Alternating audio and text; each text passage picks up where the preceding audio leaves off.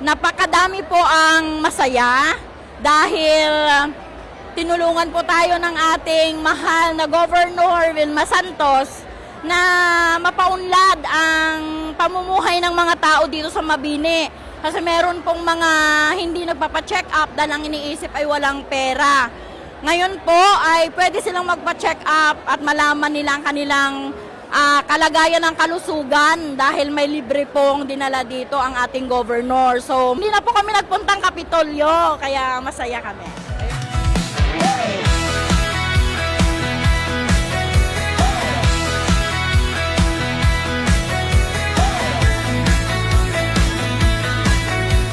Ako po ay si Hasmin de Guzman mula sa Barangay Poblasyon, Mabini, Batangas.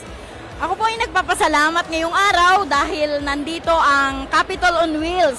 Isa po ako sa tumanggap ng honorarium na good for 6 months, hindi lang isang quarter, kundi 2 quarter. Kaya kami po ay masaya ngayong araw na ito at dinala ng Kapitolyo ang kanilang mga services dito sa aming lugar sa Mabini. Nung last na sahod namin, kami ay tumatanggap ng 800 monthly.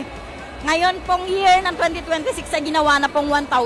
Kaya yan, may increase po kami at may kasama pang transportation allowance. Thank you po. Ganon din po ay nagpapasalamat ako at nandito din po ang DOST. Kami po ay dati naging recipient din ng kanilang grant in projects para sa aming Mablea Corporation. At kami po ay nagpapasalamat dahil hindi lang po kami binigyan ng gamit. Kami din po ay binigyan nila ng training about food safety.